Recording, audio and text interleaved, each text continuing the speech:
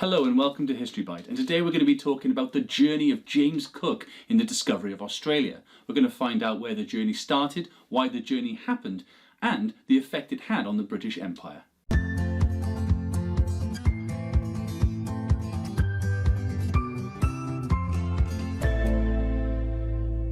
Our story begins on the 16th of February 1768. The Royal Society, the national institution of science and learning in England, petitioned King George III to finance a scientific expedition to the Pacific.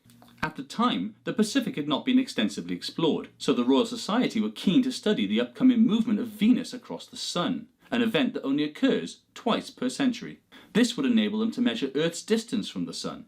It was also a critical opportunity to collect new animals and plant specimens on the way. And this would truly be a voyage of exploration and discovery filled with scientists and botanists, no less so than Joseph Banks, a man who had already become famous for his work in Newfoundland the year before. For this purpose, the government had bought the HMS Endeavour, a bark refitted to have more space for scientific work to be carried out on board.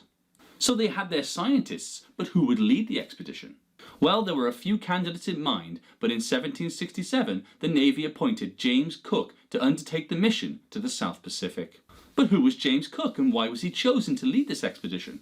Well, James Cook was born in 1728 to a poor Scottish family and eventually became a greengrocer until boredom took him into a new career shipping coal up and down the English coast.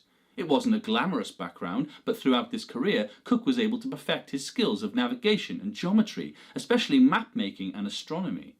After joining the Royal Navy in 1755, his dedication, hard work and keen skills in mathematics and cartography led to his promotion as a ship's sailing master, and in 1768 the Royal Navy finally approved his appointment to the Endeavour for the great expedition to the Pacific.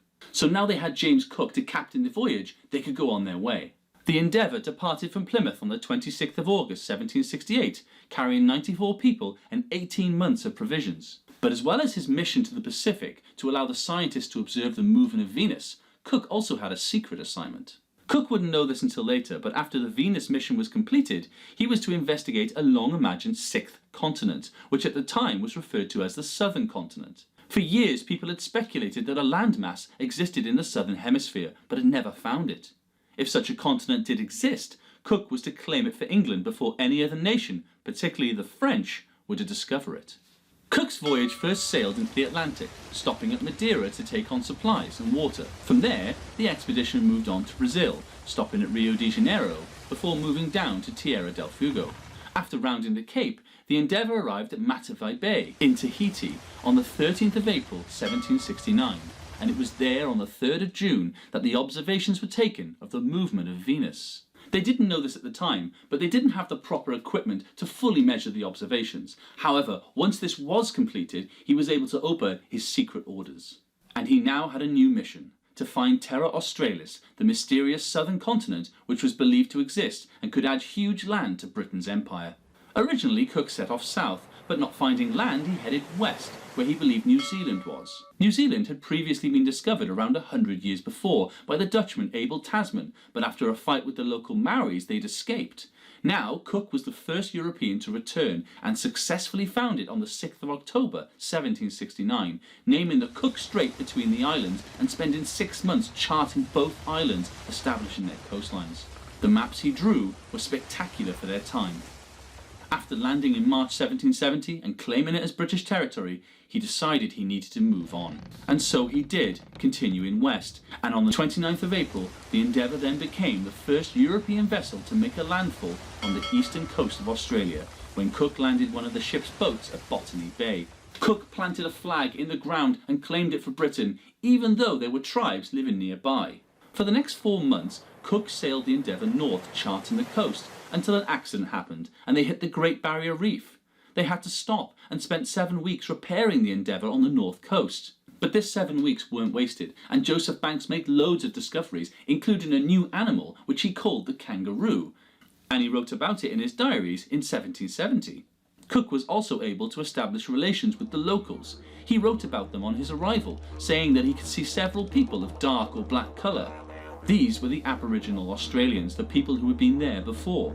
There were around 500,000 Aboriginals living across Australia with over 200 languages between them. In fact, the word Aboriginal comes from the Latin word ab, which means from, and origo, meaning beginning, as if they'd been there from the beginning. Cook decided that Australia was a great place for future British settlers to come and open a colony. On his way home, Cook stopped at Batavia in the Dutch East Indies and then sailed east across the Pacific before rounding the south coast of Africa and returning back to England on the 10th of July 1771, just over 2 years after he had left. Cook's voyage had been incredibly long, but on the way he managed to claim New Zealand and find Australia. But why else was this voyage so important? The journals of James Cook and Joseph Banks were immediately published by the Admiralty, and their voyage was hailed as miraculous, not just for the discovery of the mysterious southern continent, but also because they'd been gone so long that people had feared them lost at sea. Banks had also managed to find enough samples of new plants to have made him famous.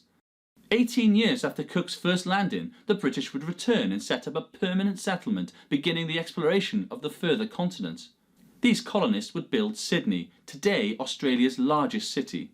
Cook's discovery had added a huge morale boost to Britain, and it also added a huge amount of land to the British Empire. And what would they use that land for? Well, from 1788, the British would use Australia as a penal colony, a place to send their criminals, and for the next 100 years, at least 162,000 prisoners would be sent there for various crimes, from murder down to simple thefts. Most would never return home.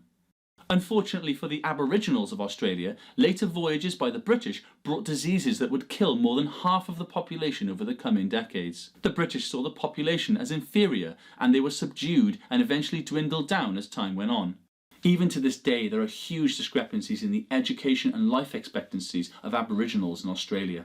Australia would continue to be part of the British Empire, fighting with them in World War I and World War II, and only gaining their independence in 1942, almost 200 years later. And as for Cook, he would spend the next 10 years sailing the Pacific on various other voyages of discovery.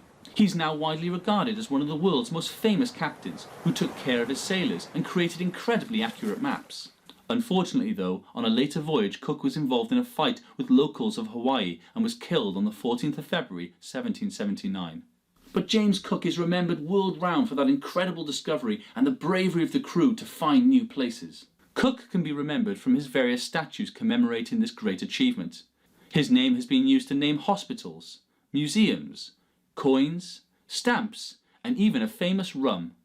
There's even a crater named after him on the moon. As well as that, James Cook is immortalised through the existence of Cook Town in northern Australia, established where Cook had spent all those weeks repairing the Endeavour after she got damaged. The nearby Endeavour River bears the name of the famous ship. Today, the site where Cook was killed in Hawaii is remembered by a plaque, a reminder of a great man and the great discoveries to which he gave his life.